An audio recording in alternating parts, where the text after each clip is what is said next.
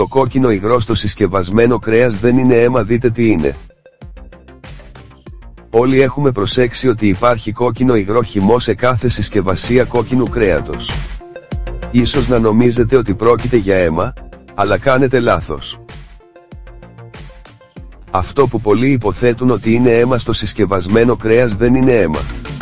Είναι μυοσφαιρίνη, μια πρωτεΐνη που δίνει στο ομό κρέας την χαρακτηριστική του κόκκινη απόχρωση και σχηματίζει τη λιμνούλα με κόκκινο υγρό που βλέπετε κάτω από το πλαστικό κάλυμα. Μυοσφαιρίνη. Η μυοσφαιρίνη περιέχεται στους μυς ενός ζώου και λόγω του έντονου χρωματισμού της, καθορίζει το πόσο σκούρα, κοκκινοποιεί λευκή, είναι η σάρκα του. Σκοπός της είναι να αποθηκεύει και να μεταφέρει οξυγόνο στους μυς.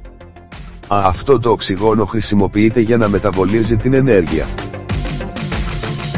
Τα ζώα με μεγάλες ποσότητες μυοσφαιρίνης κατηγοριοποιούνται ως κόκκινου κρέατος, ενώ εκείνα με λιγότερη μυοσφαιρίνη θεωρούνται λευκού κρέατος.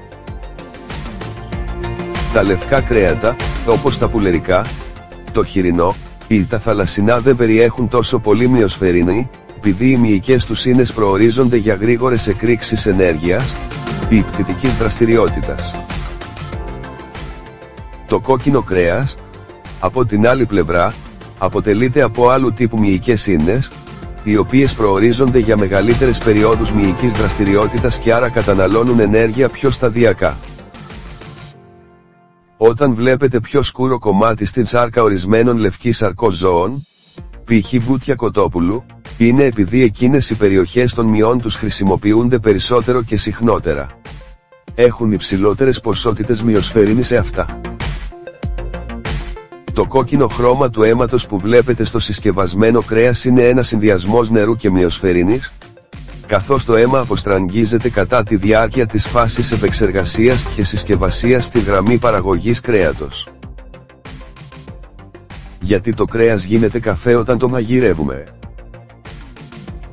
Επιπλέον, το σκούρο χρώμα, αποχρώσεις από ροζέ ως καφέ, που εμφανίζεται κατά το μαγείρεμα οφείλεται επίσης στη μυοσφαιρίνη. Η θερμότητα αλλάζει το χρώμα της μυοσφαιρίνης από την κόκκινη χρωστική ουσία σε καφετιά ή γκρίζα. Όσο περισσότερο θερμαίνεται ένα κόκκινο κρέας, τόσο περισσότερη υγρασία απομακρύνεται από αυτό και τόσο περισσότερο αλλάζει χρώμα. Το κρέας που μαγειρεύεται για μικρότερο χρονικό διάστημα ενδέχεται να διατηρήσει κάποια από την αρχική του ερυθρότητα λόγω της μυοσφαιρίνης.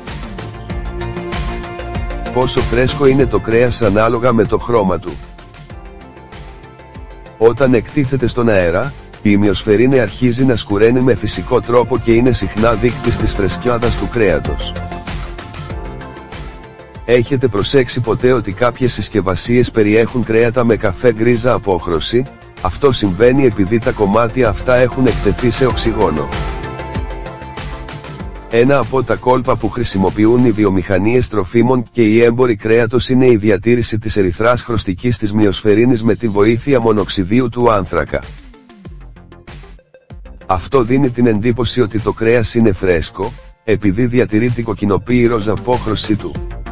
Και, ανάλογα με το πόσο καλά ήταν τυλιγμένο το κρέας, π.χ. σφραγισμένο σε αεροστεγή συσκευασία, υπάρχει η πιθανότητα το οξυγόνο να μην το έχει αγγίξει.